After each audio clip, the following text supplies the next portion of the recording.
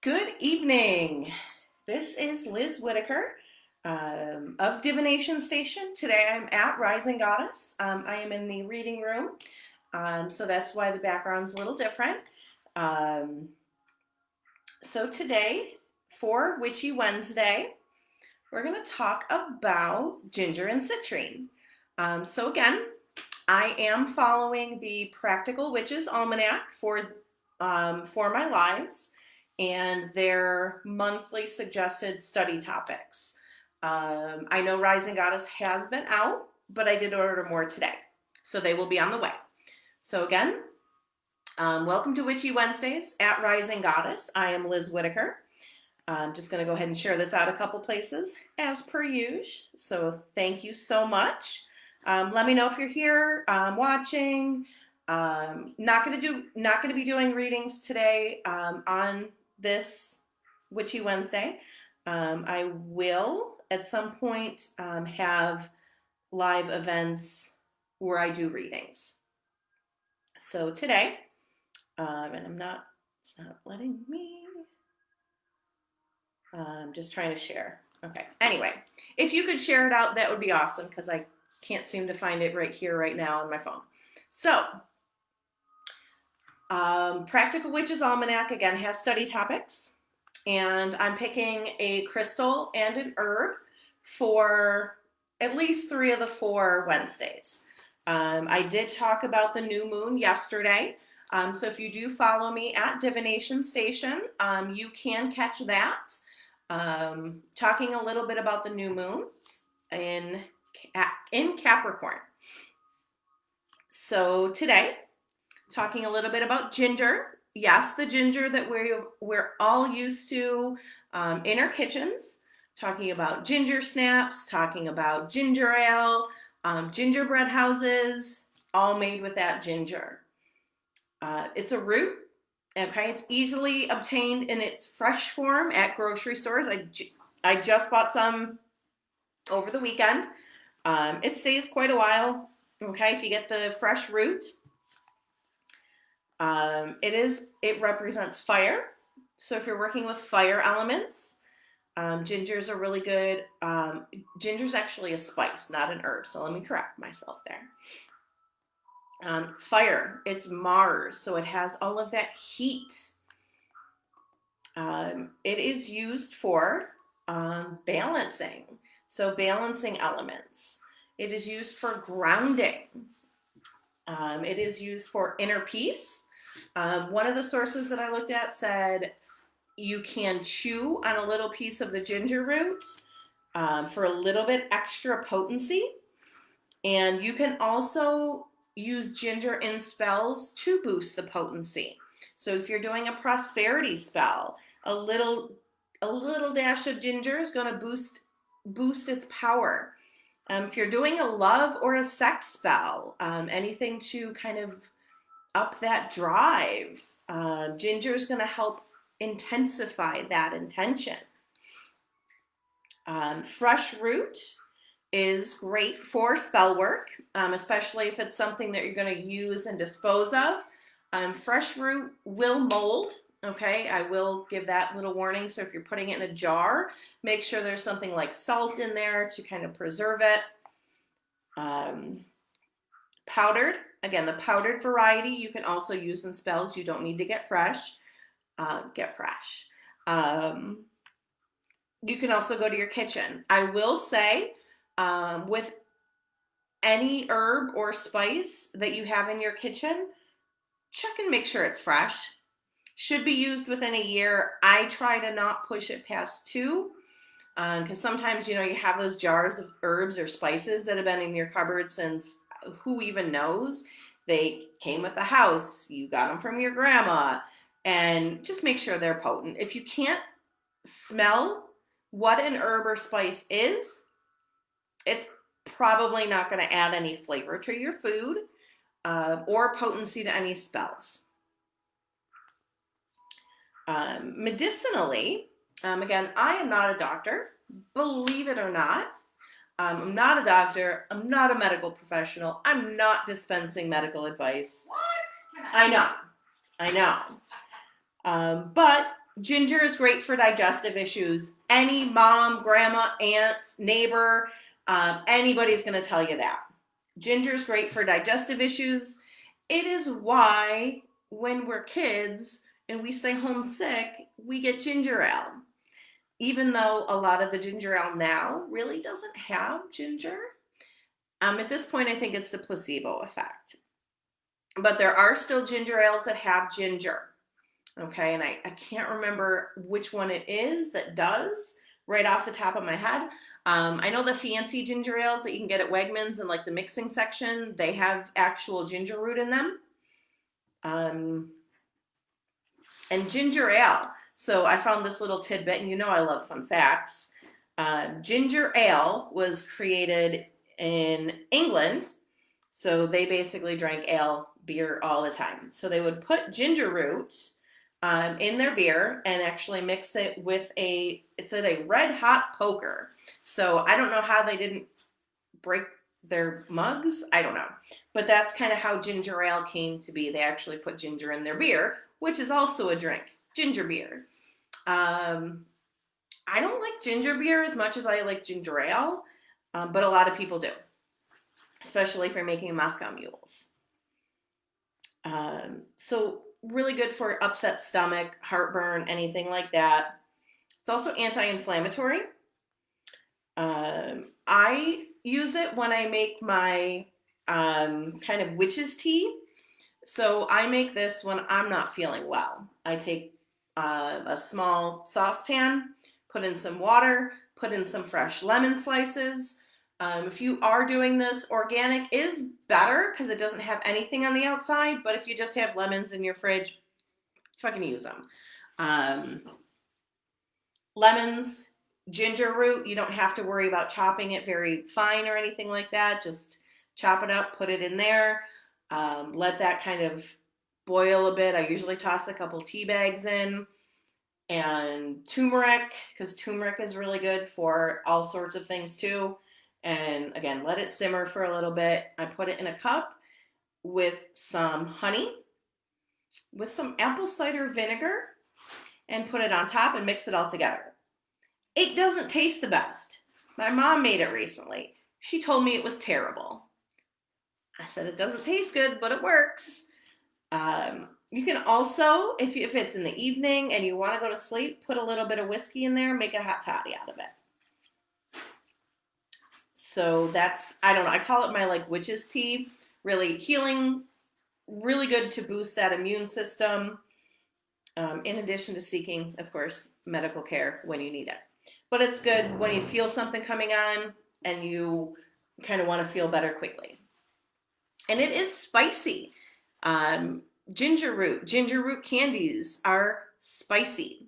If you've ever been to like health food restaurants, they have like the ginger shots, and you're like, okay, it's ginger ale, and you take it, and you're like crying because it's the ginger spice. Sorry, little Spice Girls reference there for literally only myself. You're welcome. So that's ginger. Use it for money, use it for success, use it to kind of increase your personal power, use it to increase your influence and your kind of motivation in business. Whatever makes you money. Ginger is going to give it a boost. Okay, so moving on to the crystal. That is citrine.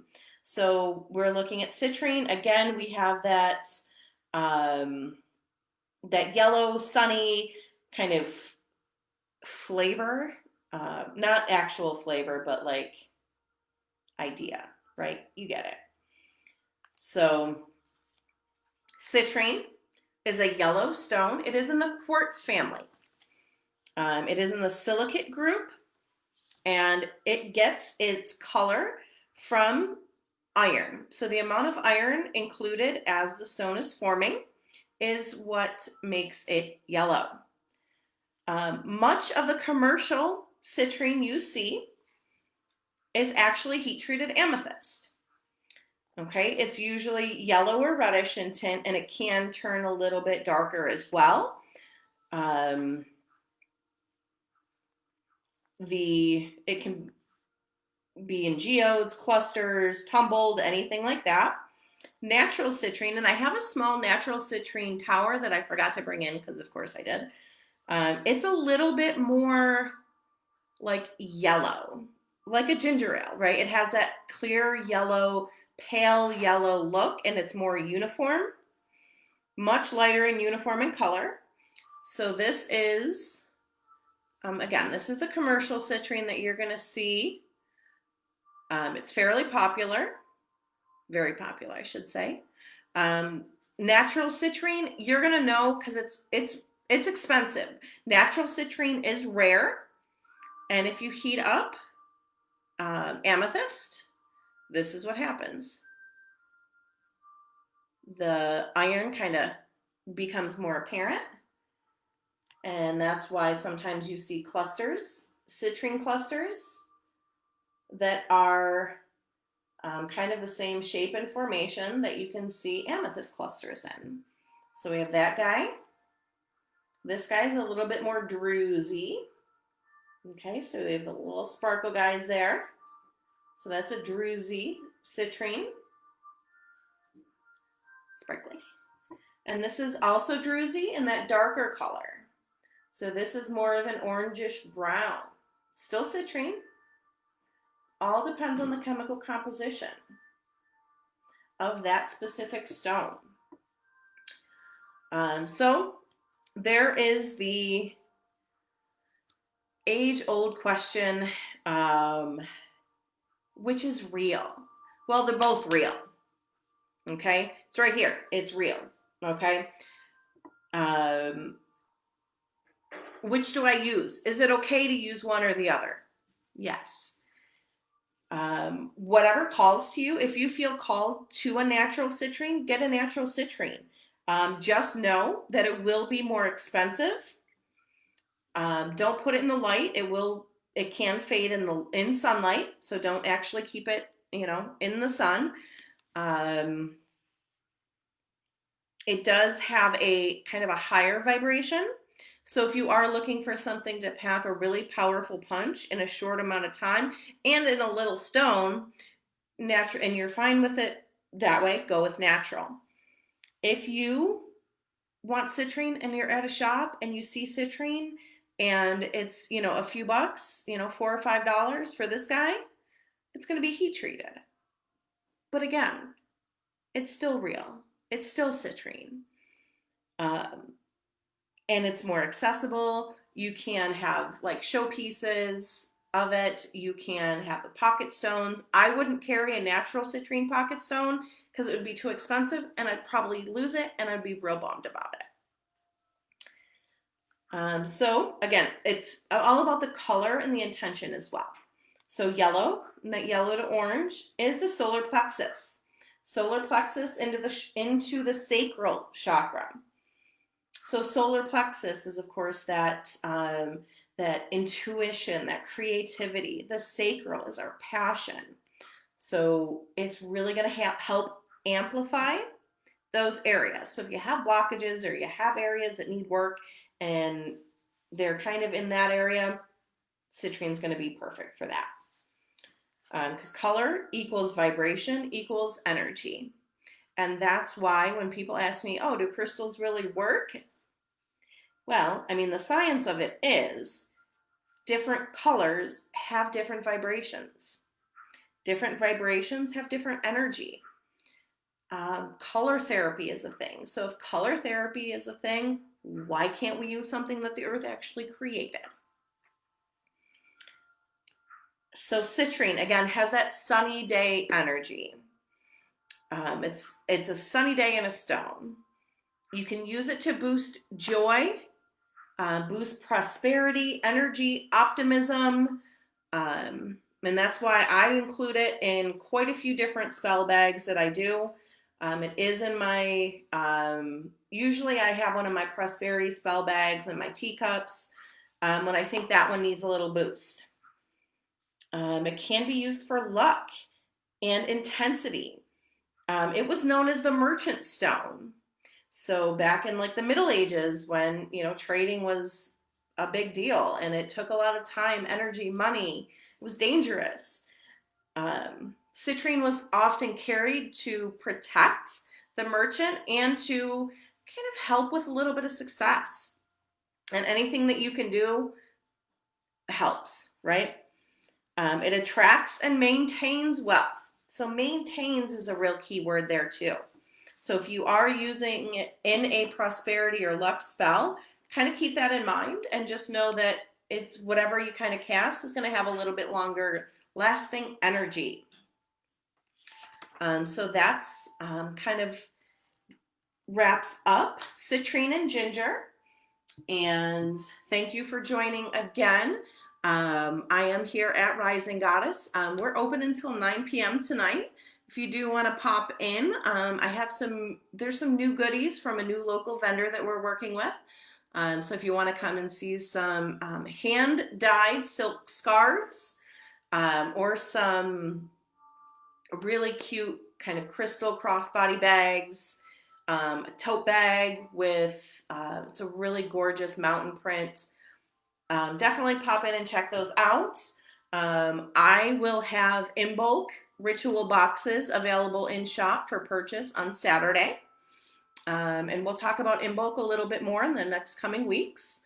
And I think that's it. We put in a shit ton of orders for some really cool stuff. Just to kind of beef up our stock after the holidays. Holiday season was crazy, wasn't it? I think we're all still adjusting. We're all still kind of recouping from that. So definitely stop in. Also open tomorrow and Friday from 5 p.m. to 9 p.m. I'll be in again at 5 tomorrow, and Saturday from 10 to 4. And of course, I am available for readings. You can always book me online. And, Tina is here to help you pick out any of your witchy needs. Okay. All right. Thank you so much again for watching. This is Liz Whitaker, Divination Station at Rising Goddess. And I will talk to you soon. And stay safe and stay healthy. Bye.